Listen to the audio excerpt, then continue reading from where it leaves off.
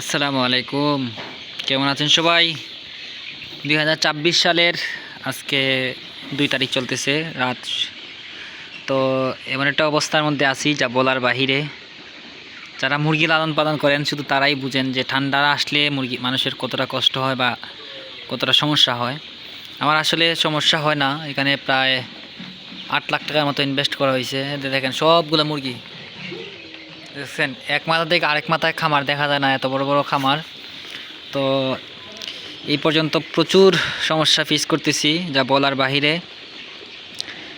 দিশা না পেয়ে এই যে ঘরের মধ্যে ইনফ্রারেড লাইট ছিল কিছু, এগুলো আসলে ব্রুডারের জন্য ইউজ করা হয়, এগুলো লাগাইলাম আজকে। কিছু করার নাই তো, তাই না? এই যে অনেক হিট আছে এগুলাতে। তো যাদের মনে করেন ঠান্ডা সমস্যা হয় আপনারা এই লাইটগুলো ইউজ করতে পারেন, খুবই ভালো আছে। অনলাইনে অনেক পাওয়া যায়, 400 টাকার মতো থাকে রেটটা। তো মূলত ঠান্ডার জন্য খুবই ভালো কাজ করে। আমরা আরও লাগাইতেছি, প্রায় 60টার মতো পাইছি খুঁজা মুইজা টানাটানি কইরা আর কি। বিকালের ভিতরে রেডি করলাম। দেখছেন অনেক মুরগি, এখানে প্রায় 7,000-এর মতো। আমাদের প্রায় 8 লাখ টাকার মতো ইনভেস্ট করা হয়েছে এটার মধ্যে। প্রায় 24 থেকে 25 লাখ টাকার বা 18 লাখ টাকার মতো ইনভেস্ট করা হইব। অন্ধকার একটু দেখা যায় কম। তো সবাই দেখতে থাকুন, তাহলে বুঝতে পারবেন আসলে শীতের মধ্যে কীভাবে মুরগিগুলো পালন করা যায়।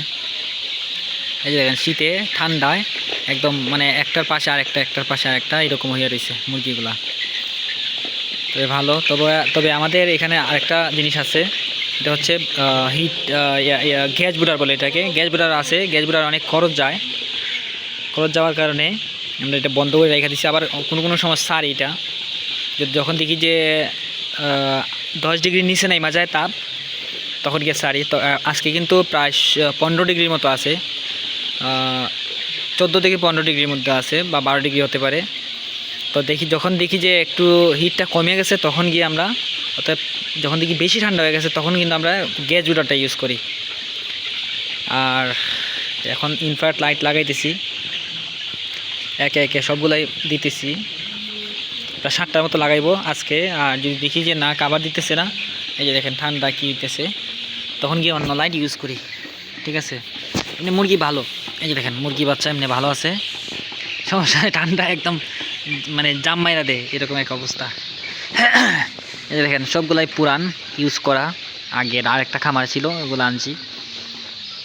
বস্তার ভিতরে ছিল পুরান যে মালামাল আছে না, এখানে ছিল। ওগুলা ভাবলাম যেগুলো ভালো আছে এগুলো ইউজ করি, লাগাইতেছি।